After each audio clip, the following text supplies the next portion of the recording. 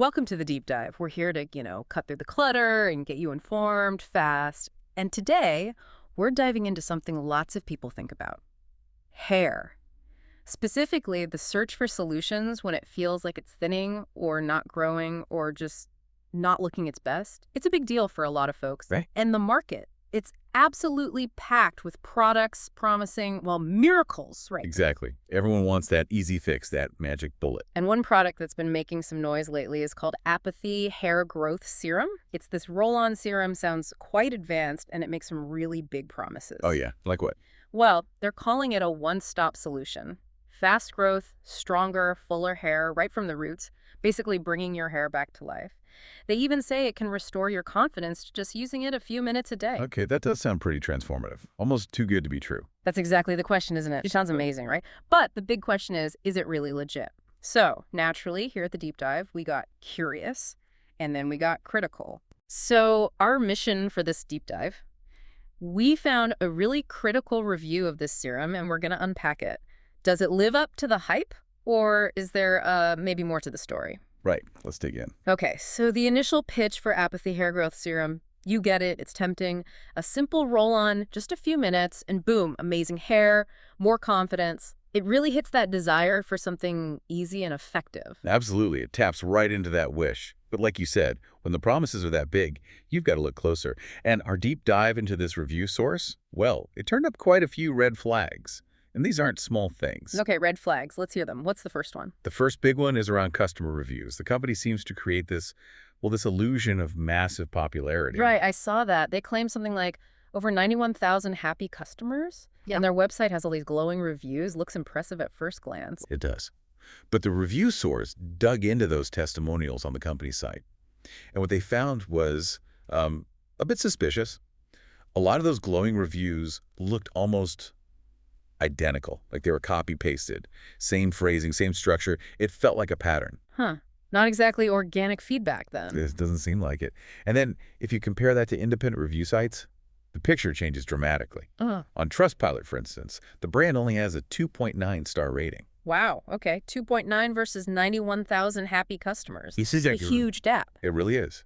And the actual comments from real buyers on Trustpilot, some are quite worrying.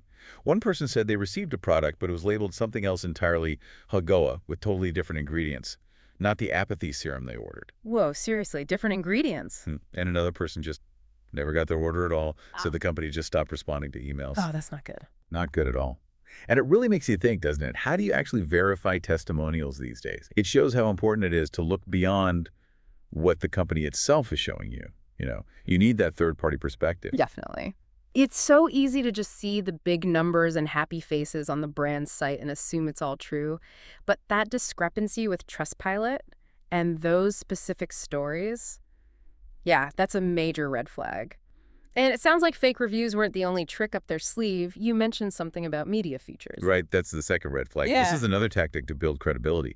The brand's website boasts about being featured in major media outlets. We're talking big names. The New York Times, BBC America, Business Insider. Okay, yeah. Seeing those logos definitely makes you think, wow, they must be legitimate if the New York Times covered them. Exactly. It lends this immediate air of authority.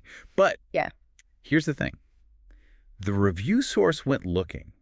They searched for any proof of these features. Articles, mentions, anything. Nothing. They couldn't find a single piece of evidence. No proof anywhere that these major outlets ever featured Apathy Hair Growth Serum. Seriously? None at all. None that the review could find. So those featured in badges, it looks like they might just be there to create, well, false trust. They're basically borrowing the reputation of these respected media brands without, actually earning it. Wow.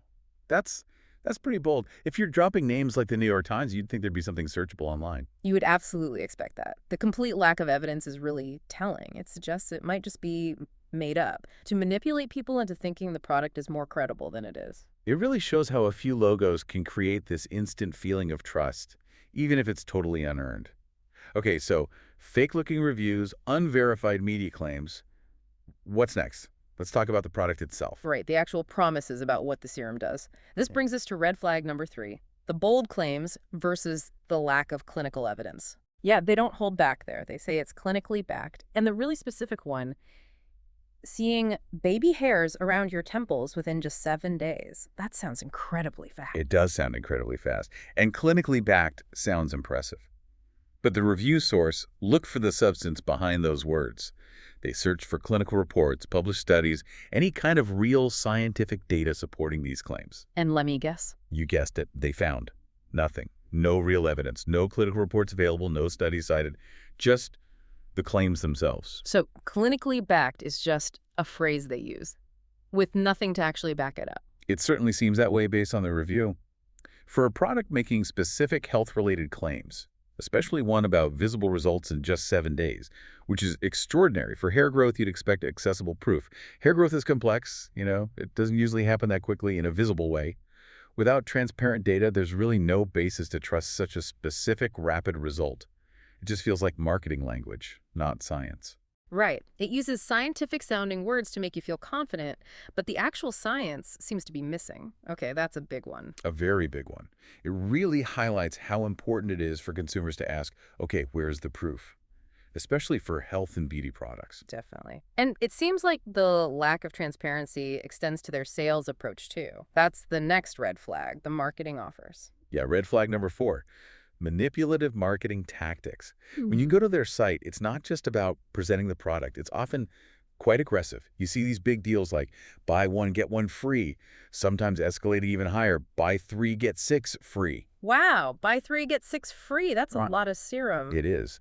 And these offers are often paired with really urgent language, things like results in week 1 or calling it a hair miracle. Yeah. It all feels less like proving the product works and more like pushy marketing designed to make you buy fast, maybe before you think too hard. It creates that sense of urgency, right? Like, this is an amazing deal, I have to get it now. Precisely. It plays on psychology. These big discounts, the miracle language, it encourages an impulsive purchase rather than an informed decision. Think about it. Buy 3, get 6 free. Yeah. You're committing to 9 bottles of a product before you've even finished one to see if it actually works based on their unproven claims. Yeah, you haven't even had a chance to see those supposed 7-day baby hairs before you're potentially stuck with 9 bottles. Exactly. It feels like a strategy focused on moving large volumes quickly, maybe not on building long-term customer satisfaction based on genuine results. It pressures you to commit up front. Okay, that makes sense. It definitely feels a bit desperate, maybe, when the discounts get that extreme alongside the hype. So we've got questionable reviews, unverified media hype, unsubstantiated clinical claims, pushy sales tactics. Is there more? One more major red flag the review uncovered, red flag number 5, the before and after photos. Ah, yes. The visual proof. Those can be so convincing for beauty products, showing you the transformation. They can be incredibly persuasive, absolutely. That visual evidence often feels like the most compelling proof. But authenticity is key. The review source did something clever here. They used tools like Google Lens, which can search for images online to see where they came from. Okay, and what did they find with Apathy's before and afters? Well, it turns out many of those compelling before and after photos on the Apathy website were copied straight from other places on the internet. Wait, copied? You mean they weren't actual photos of their customers using their serum? Apparently not, according to the review's findings using image searching. They seem to be generic hair loss photos, or perhaps photos associated with other products or sources entirely, which basically means they don't even seem to have genuine customer photos showcasing their own product's results. Wow, that's almost unbelievable. Using someone else's pictures to sell your product. It's a significant finding.